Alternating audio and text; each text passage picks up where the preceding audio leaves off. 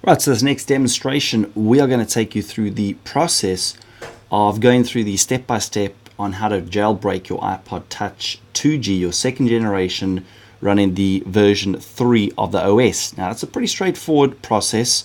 For those of you that already logged in, if you look at the eHackLab/LMS, this is part of the Certified Ethical Hacker track or the bonus lab tutorials, and we'll just click on that link and launch it. So it's going to give us the step-by-step instructions.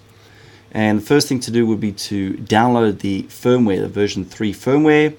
Without it, it's not going to work, and we need to restore the iPod Touch 2G to the latest firmware. And at the end of the day, we've got to take into consideration a couple of points.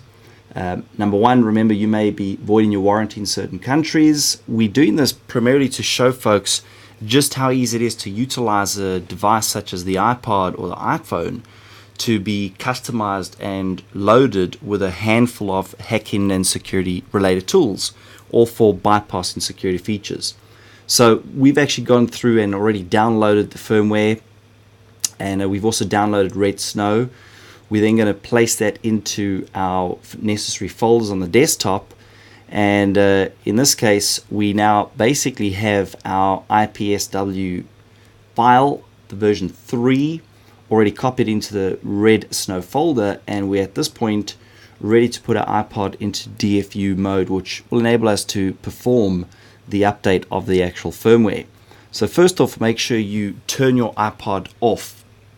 You then want to hold the lock key and the home button for 10 seconds, and then we go so then let go of the actual lock button while holding the home button. It's pretty important. And then once you've done that, you could then drag the IPSW onto the Red Snow, and basically at that point we'll be good to go.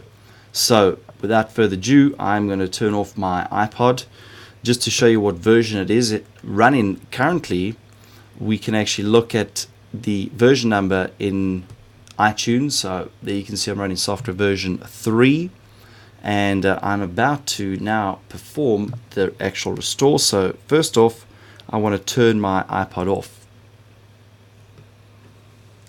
So slide the power button off. You'll see that will end up disconnecting. Won't hold our breath too much, it's busy powering down. And then we'll go to the next step. We'll hold the lock and the home button for 10 seconds. Then we'll let go of the lock button while holding the home button.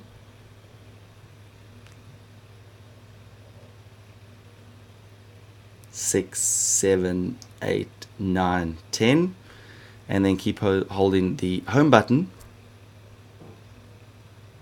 And then iTunes should pop up by saying your iPod is in DFU mode and needs to restore. So we'll take a look at that. So it's in recovery mode. We will ignore that and then proceed on to the next step. So as you can see, I just want to add a D there, the typo anyway. So the next thing we'll then do is drag the IPSW onto the Red Snow, or just simply load the Red Snow.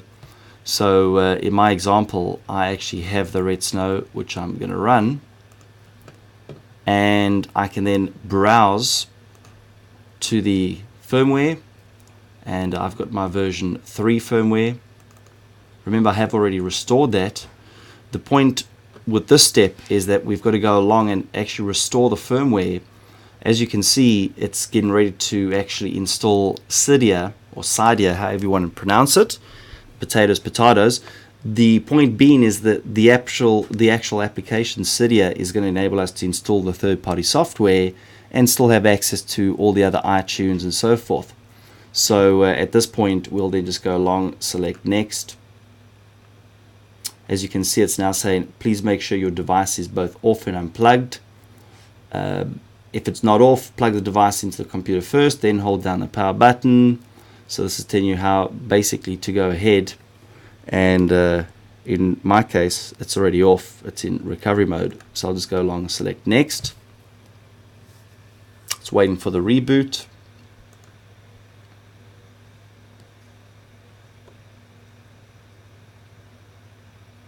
And as you can see, it's updating, it's uploading the RAM disk.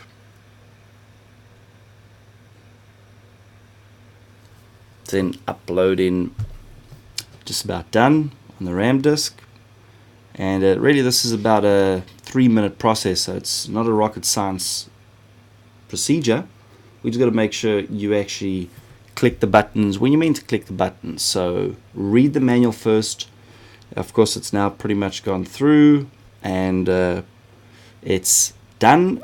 We'll click finish, and then it's going to reboot our iPod Touch, and it should all be up and running with Cydia all installed. So we'll be back with the next step, which is showing you folks just what are some of the applications that you may want to actually install for purposes of security, that you actually have been authorized to perform the security testing on your various networks. So this was a pretty straightforward procedure, no real rocket science. I hope you enjoyed it, and hopefully it all works out for you folks.